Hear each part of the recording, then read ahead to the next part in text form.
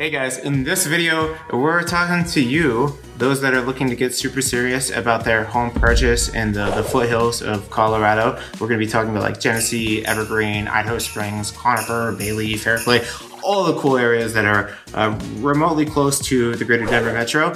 And we're gonna give you like a perfect route because most of our buyer clients start out by doing some recon of the areas, which ones they like, which ones kind of fit their needs. So we'll give you like a perfect route of where to go, and then we'll give you some ideas of things to stop at along the way to refill, refuel, everything like that. And then lastly, we're gonna give you just like the game plan that we give our buyers, especially as so many people are moving here from out of state. Things move really quick out here to make sure that you're successful and get the perfect home for your situation, the type of mountain living that you're looking for. So if that is what you're looking for in a video, this is the video for you. So stay tuned. Stay tuned.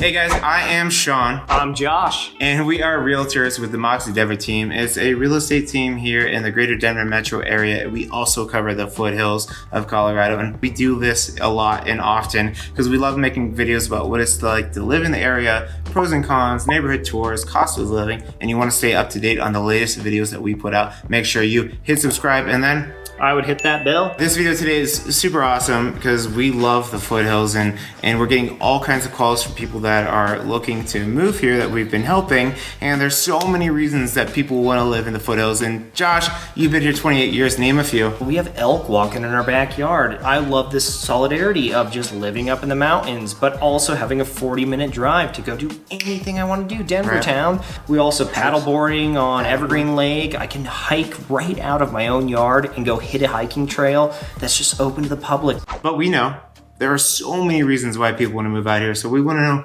why are you here? Why? So comment below because we want to hear like all the reasons, all the life circumstances of why you guys are here today and thinking about making this move. But let's get into the topic today. We're gonna start off by telling you guys the best route that we recommend if you're looking to do some recon on the foothills. And I love starting in Golden.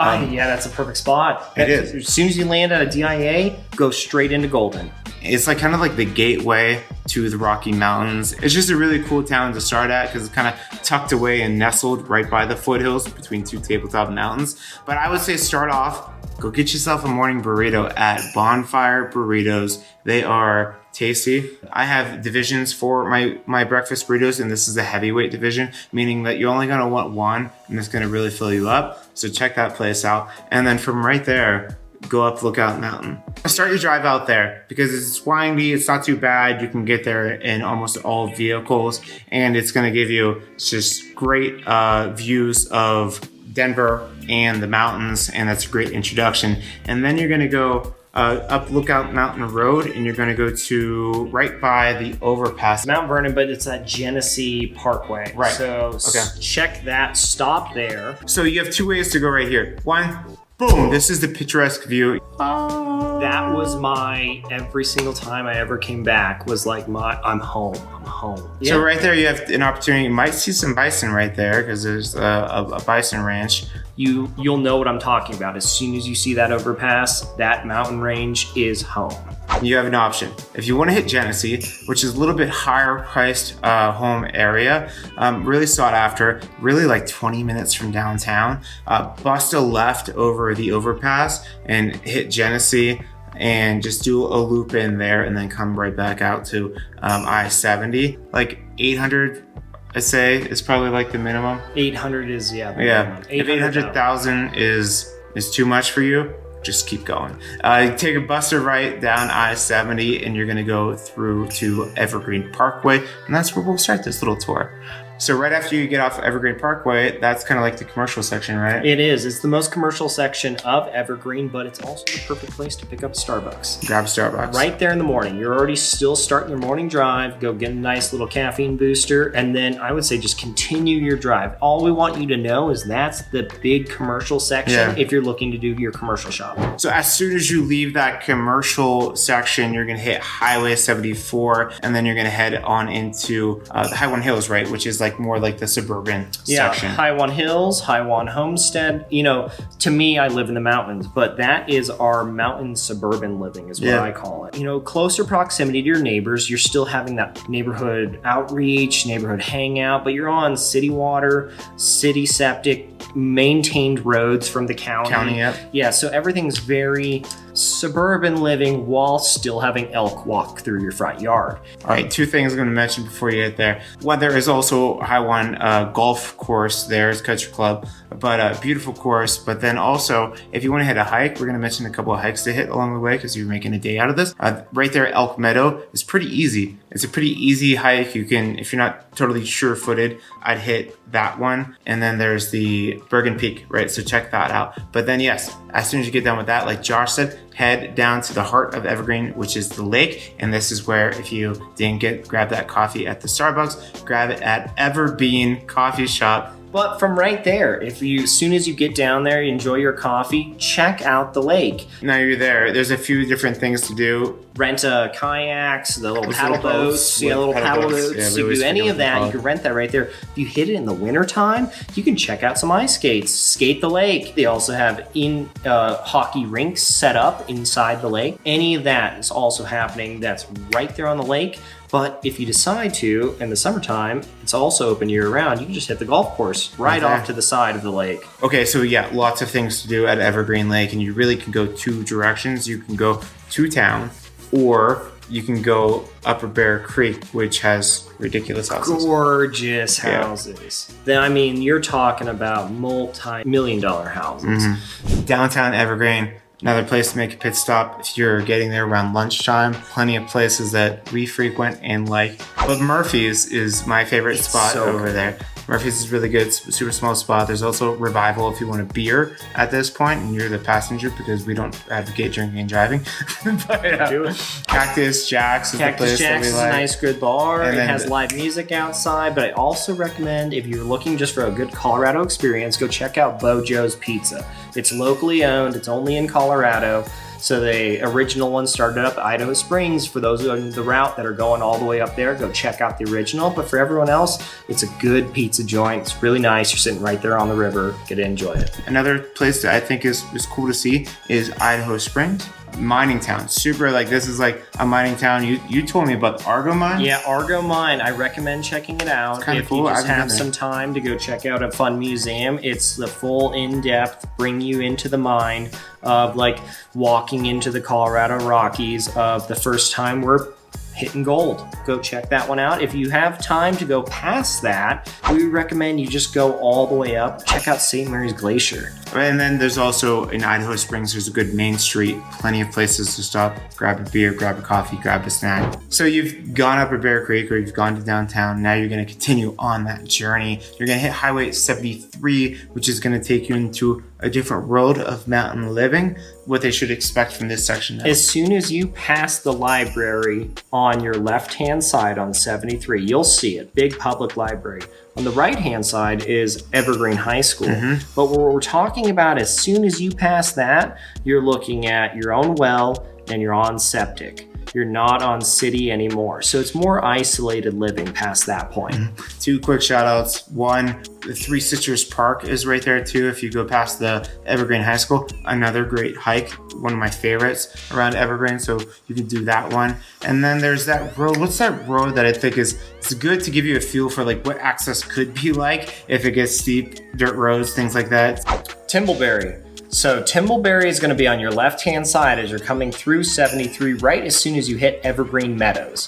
Timbleberry is going to be a dirt, steep road. I want you to check it out. The only reason I'm saying this is because we're giving you those restrictions you might not be aware of. The vibe of mountain living. But if you also have time, we recommend you take that next turn off on the roundabout. It's going to take you down North Turkey Creek. North Turkey Creek is a whole nother neighborhood that gives you great prices, good homes, great mountain living, but also access back to 285. So on our route, you can come back up to the areas we're going to continually talk about. But if you decide, yeah, I don't want to go down that way, I just want to keep going down 73 and getting this vibe of what Evergreen Meadows has to offer, then this one, we want you to just continually down just past Gray Fox. The second one, please remember that. Now you're in Conifer. Continue down 73, and we recommend that you go up Barkley Road and you're going to come into Aspen Park. That is going to be Conifer's main central commercial area. That's a great place if you already haven't grabbed a bite to eat. Go check out Brooks Taverns. They also just have a three margaritas. Good, just easy selections you can pick through. Refill, refuel. Yeah. Yeah. And continue on your mission. If you live in Conifer, and if you keep going further down, you're going to hit Pine Junction. Pine Junction. So Pine Junction is more of our end area of Conifer. That's the last kind of shopping you get for being a Conifer resident. Continue south down 285 and go into Bailey. Bailey's going to give you way better prices for homes, bigger lots, but a longer drive to Denver. So yeah, Bailey, like you said, is like the last stop for Denver. But if you want to keep going, because we do get calls for the town further away, usually it's for Fairplay. Is a great area for people that are looking for like a second home, better pricing. And if you're looking to be close to a mountain town without the pricing for mountain town living, Fairplay is awesome because you could shoot just up to Breckenridge, Silverthorne, Frisco, all those places are right there. Or like we said, head down 285 and back to Denver. If you're heading back down 285, you're not going to Fairplay, but you want one more activity before you head down the hill, I would say hit up Beaver Creek Ranch. Yeah. Disc golf course. But you can also have the zip line tour there. Oh, yeah. If That's you there want to too. just like get a nice family activity, do some disc golf, go some great hiking, also hit the zip lines up. It's a perfect little spot to end your day on your way back to Denver. Now you're going down 285. There is one more hike I'd like to point out. It's called Myers Ranch. A good hike there too. Again, great views. If it's in the summer, I really like this one, especially if you have a dog, because it's shaded most of the hike. And then you're kind of wrapping up this tour. So now if you're like, time for dinner. Yeah. You recommend? I say you go to the fort. The fort, I mean, it's fancier, but it's also kind of Colorado exotic. So they have lots of crazy things there that you can try.